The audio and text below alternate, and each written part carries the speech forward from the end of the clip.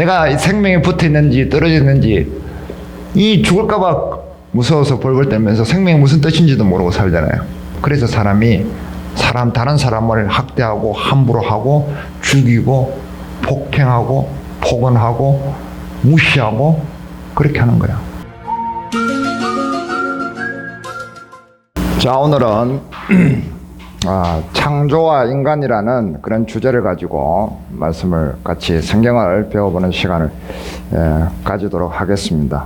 자, 여기서부터 우리 인간이 출발점이 여기에 이제 기록되어 있기 때문에 굉장히 중요한 책이고 근원적인 본질적인 책이라고 할 수 있습니다. 그래서 이 창세기에 나오는 창조에 관한 이해가 있어야만 우리가 살아가는데 어떻게 살아가야 되는지 그런 답이 나온다는 거죠. 인간은 누구나 이렇게 행복하게 살고 싶어 하죠.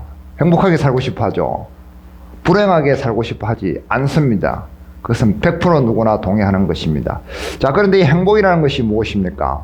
자, 이 사진을 보십시오.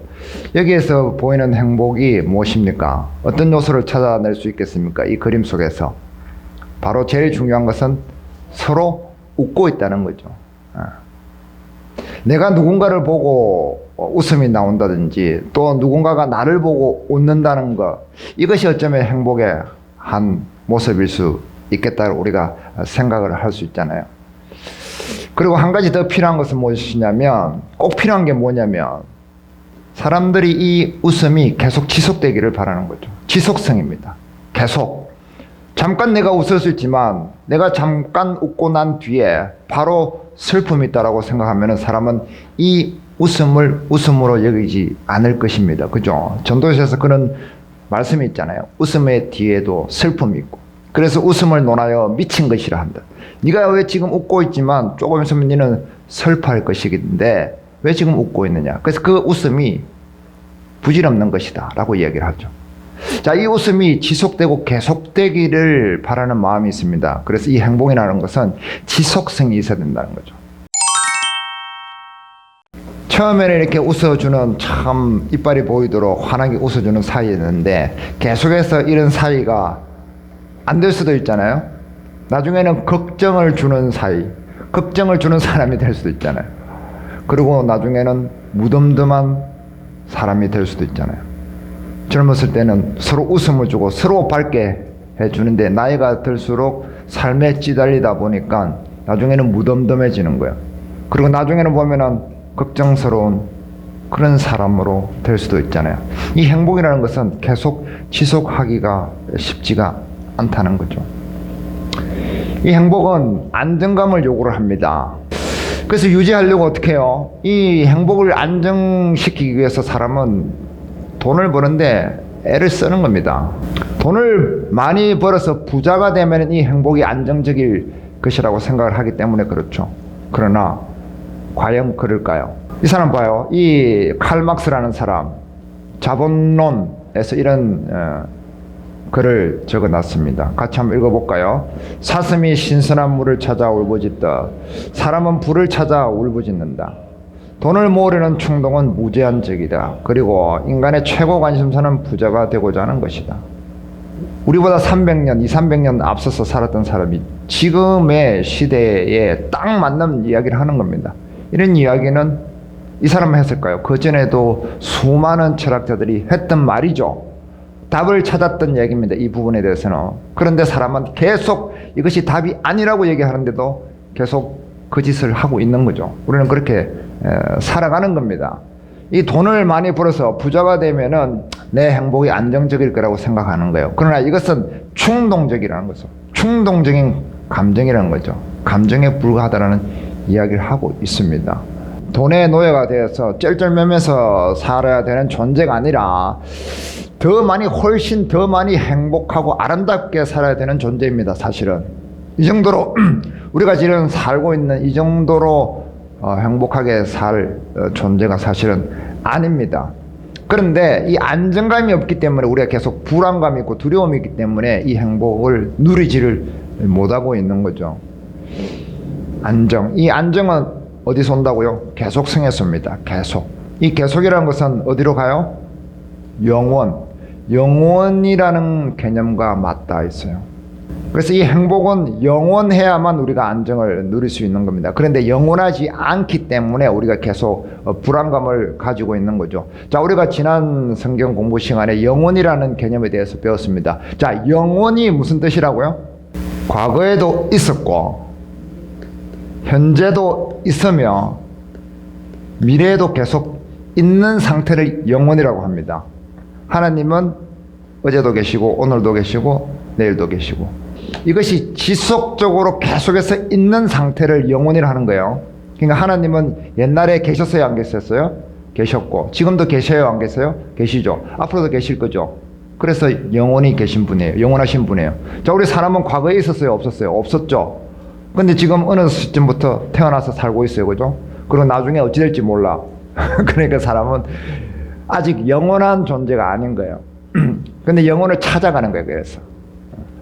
근데 영원한 존재가 아닌데 영원한 행복을 추구하려니까 이게 문제가 생겨요, 안 생겨요? 그래서 그 얘기를 하는 겁니다. 행복이 지속되지 못하는 것은 우리가 영원한 속성을 아직 소유하지 못했기 때문에 그렇습니다. 이 우리 행복의 안정감은 어디로부터 온다고요? 영원으로부터 온다는 거죠. 영혼으로부터 오는데 우리 인간이 유한하기 때문에 아직 유한하기 때문에 그래요. 자, 창세기 2장 펴셨으니까 2장 7절 봅니다. 여호와 하나님이 땅의 흙으로 사람을 지으시고 생기를 그 코에 불어넣으시니 사람이 생령이 된지라. 자, 사람이 생령이 되었다고 해요. 자, 이게 무슨 뜻인지 우리가 배워봅니다. 자, 이 화면을 보고 같이 읽어봅니다. 만일 땅에 있는 우리의 장막집이 무너지면 하나님께서 지으신 집, 곧 손으로 지은 것이 아니요 하늘에 있는 영원한 집이 우리에게 있는 줄 아느니라. 참으로 우리가 여기서 단식하며 하늘로부터 오는 처소로 덧입기를 간절히 사모하노라. 이렇게 이 법은 우리가 벗은 자들로 발견되지 않으려 함이라. 참으로 이 장막에 있는 우리가 진진집같이 단식하는 것은 벗고자 함이 아니요 오히려 덧입고자 함이니 죽을 것이 생명에 삼킨 바 되게 하려 함이라. 자, 이게 무슨 말이에요? 자, 이 우리의 육체를 장막이라고 표현을 했어요. 그래서 이 장막은 좀 있으면 나중에 낡아서 무너져 버려요. 그러면은 영원한 집, 하나님의 나라, 영원한 생명이 우리에게 와야 된다라고 얘기를 하고 있어요. 그래서 우리가 덧입고자 한단 말이에요. 무엇을 덧입어? 이 우리 죽을 육체가 생명에 삼킨 바, 생명으로 우리 몸이, 죽을 몸이, 유한한 몸이 영원한 생명으로 탁 덧입혀져야 된다. 이것을 이야기하고 있는 거예요. 자, 우리의 생명은 유한한데 이 유한함이 무한함으로 바뀌어져야 된다. 그런 얘기를 하고 있는 겁니다. 자, 또 봅니다. 성경은 우리의 유한함에 대해서 많은 곳에서 지적을 하고 있습니다. 다 같이 읽어봅니다. 말하는 자의 소리여 이르되 외치라 대답하되 내가 무엇이라 외치리까 하니 이르되 모든 육체는 풀이요 그의 모든 아름다움은 들의 꽃과 같으니 풀은 마르고 꽃이 시듬은 여호와의 입김이 그 위에 불미라. 이 백성은 실로 풀이로다.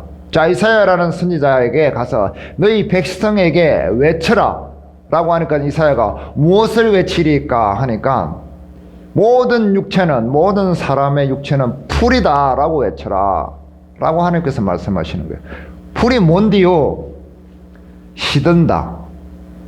꽃처럼 화려하게 필지라도 해가 나고 시간이 지나면 곧 시든다. 하나님이 그렇게 만들어놨다. 그래서 이 백성은 실로 풀이로다. 풀이다 라고 외치라는 거예요. 우리가 세상의 사람들에게 돈 벌어서 호요식 하려고 하는 사람들에게 외쳐야 될 제목이 이겁니다. 당신은 곧 죽습니다. 죽어서 풀같이 흙으로 돌아갑니다 라고 외쳐야 되는 말이라는 거죠. 자, 우리 육체는 유한하다는 거죠. 이 무덤에 아름다운 꽃을 꽃나무를 심어놨지만 중요한 것은 죽었다는 거예요. 이 꽃이 이 화려한 육체의 죽음을 막아주지 못하는 겁니다. 한때는 화려하게 피었지만 그것은 불과 얼마 몇십 년 지나면 곧 이 땅속에 흙으로 돌아가서 풀처럼 마르게 된다는 거죠. 이 유한함을 가지고 있는 겁니다. 이 유한함을 가지고 있기 때문에 사람은 참 피곤한 거예요. 그런데 이 유한함만 하나님께서 주셨냐? 그렇지 않다는 거예요. 이 유한함을 극복해서 아까 고린도 후서에 나왔지만은 이 유한함이 영원함으로 바뀔 수 있는 것을 또한 그런 실마리를 담아두셨다는 거예요. 자, 사람이 포유류 동물, 다른 동물과 가장 다른 점이 신체적으로 가장 다른 점이 뭔지 아세요? 직립보행입니다. 직립보행을 한다는 거예요. 다른 짐승은 전부 다 네 발로 기거나 기어요. 하늘을 보지 않고 이 시선이 땅을 향해 있습니다. 그런데 사람은 유일하게 하늘을 쳐다볼 수 있는 존재예요. 이게 굉장히 특별한 의미를 가지고 있는 겁니다. 그래서 땅만 보고 사는 사람은 짐승 같은 사람이에요. 사람은 하늘을 봐야 되는 거예요. 하늘을 보면은 저 하늘에는 무엇이 있을까? 저 하늘로부터 무엇을 내가 받을 수 있을까? 저 하늘에 대한 기대를 하게 되어 있어요. 하늘로부터 뭐가 온다고 했어요? 하늘로부터 오는 우리 처소, 영원한 처소예요. 하늘로부터 우리가 영원성을 부여받습니다. 하나님으로부터. 그 말을 하고 있는 거죠. 그래서 사람은 직립보행을 하는데 그것이 우리 인간의 유한성을 극복하는 매개체로 주신 거예요. 그래서 굉장히 중요한 겁니다. 자, 다시 2장 7절로 돌아가 봅니다. 그 뒤에 보면은 다시 읽습니다. 2장 7절. 여호와 하나님이 땅의 흙으로 사람을 지으시고 생기를 그 코에 불어넣으시니 사람이 생령이 된지라. 자, 사람이 생령이 됐대요. 이게 중요한, 이 영원성을 가지고 있다는 말이에요. 생령이라는 게 뭐예요? 영이라는 것은 영원한 생명을 이야기합니다. 이걸 영을 갖다가 신이라고 번역하기도 합니다. 그래서 우리 사람은 신적인 존재라 이 말이에요.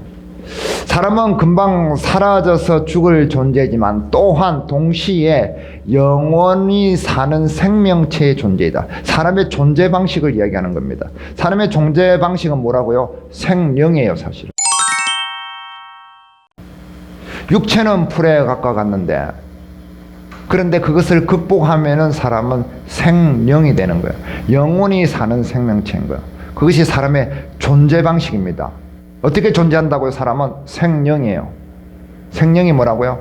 영원히 사는 생명체. 그게 우리 존재의 실존입니다, 사실은. 이것을 잊어먹으면 안 되는 거예요. 이 세상에 달하고 그냥 살다 보면 사람이 막 사는 겁니다. 도덕성이 바닥을 치는 겁니다. 사람이 도덕성이 그래서 타락하는 거예요. 모든 것을 물질화 시켜버리는 그걸 환원주의라고 그래요. 환원. 환원이 화학하시는 분들은 무슨 뜻인지 알죠? 사람은 이렇게 어떤 영원하고 복잡한 그런 그 구조를 가지고 있고 그런 존재인데 그것을 쇠나 흙이나 이런 물질처럼 축소해버리는 거예요. 그걸 환원주의라고 합니다. 어차피 사람 죽으면 흙으로 돌아가. 이거 무덤 보고 그렇게 얘기하는 거예요. 우리가 영원히 사는 생명이라는 존재를 의식하지 않으면 그렇게 되는 거예요. 그래서 사람이 다른 사람을 학대하고 함부로 하고 죽이고 폭행하고 폭언하고 무시하고 그렇게 하는 거예요. 근데 사람이 영원히 사는 생명이라는 존재가 있으면 다른 사람에 대해서 그렇게 불친절하게 제멋대로 할 수가 없는 겁니다. 자, 생명이라는 것은 영원히 사는 생명체라고 했잖아. 자, 이 생명이라는 게 참 중요한 거예요. 자, 생을 날생자라잖아요. 그리고 살생이라고도 합니다. 태어나서 살아간다는 말이에요. 생명 중에 이 생자가 뜻하는 게. 그러니까 명은 뭐예요? 명. 생명할 때 이 명이 무슨 명자예요? 한자로? 명령입니다. 이게 명령. 날생자. 나하고 살아간다.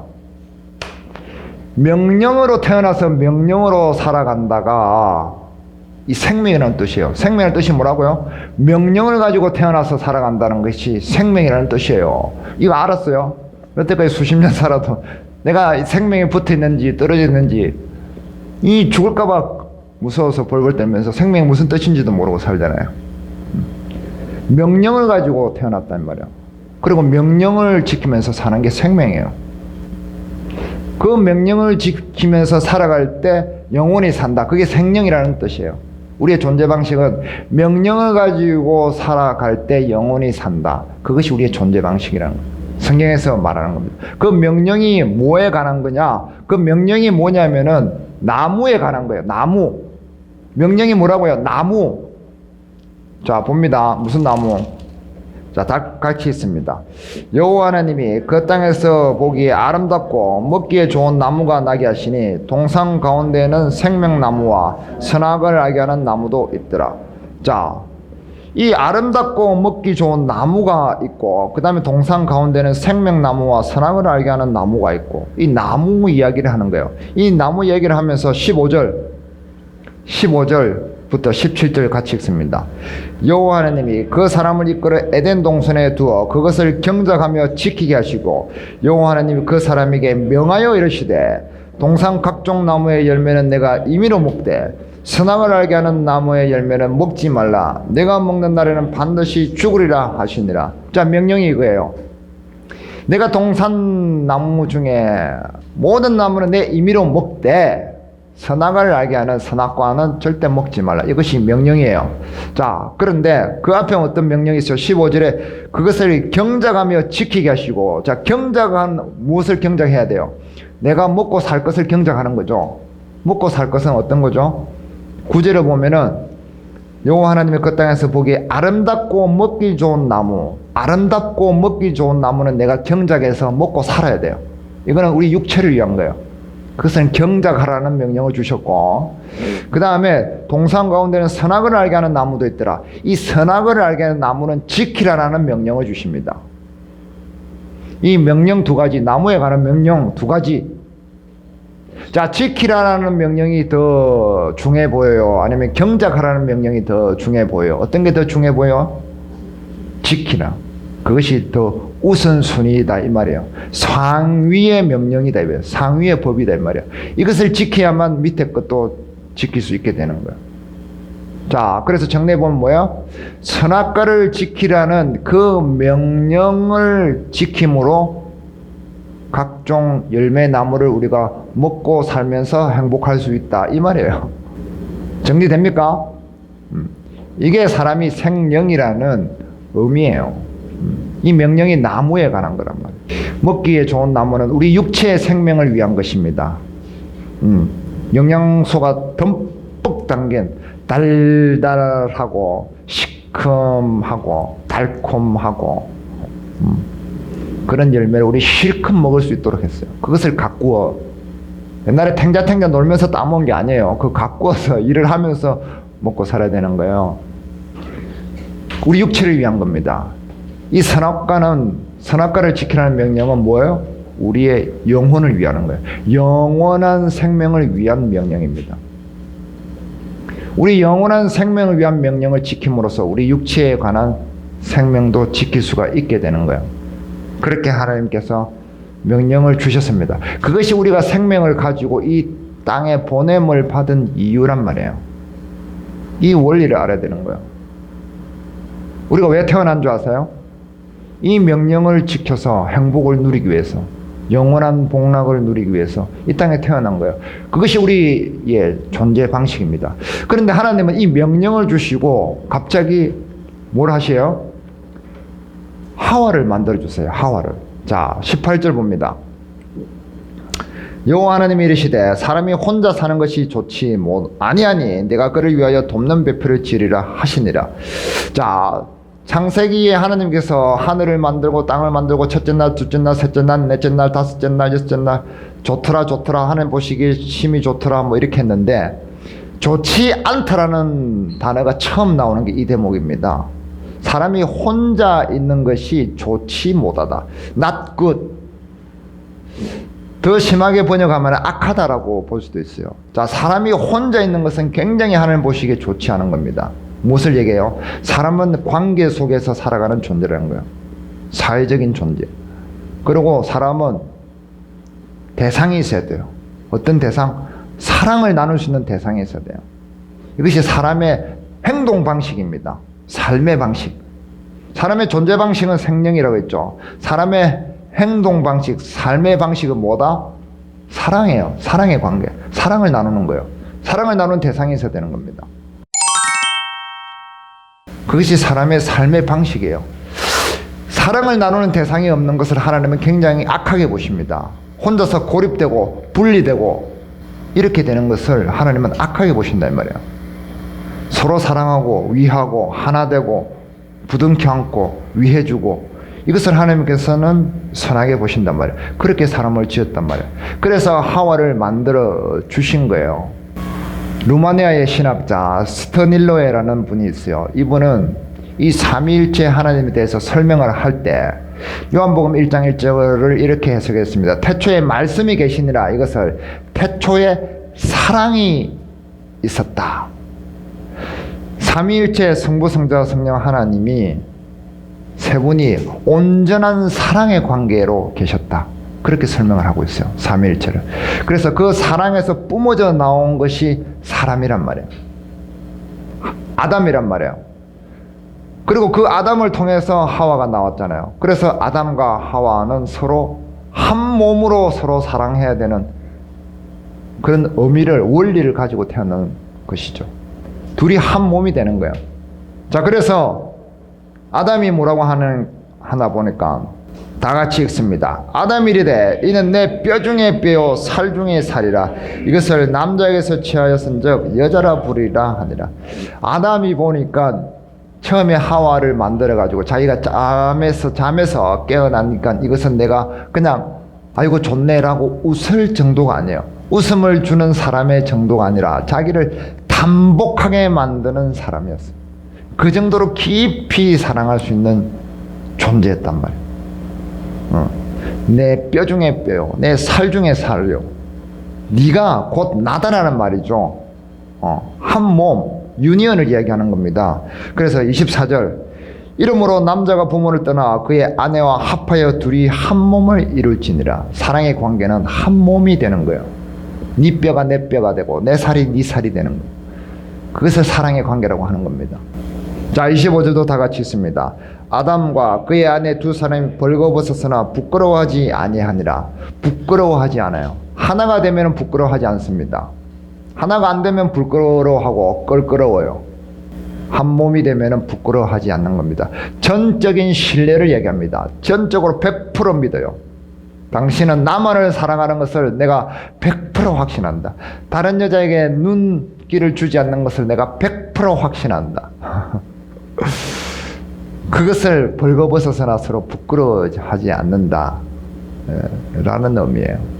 100% 사랑하는 관계, 100% 하나가 되는 관계, 그런 관계에 그런 대상자를 하나님이 아담에게 탁 만들어 주시는 거예요.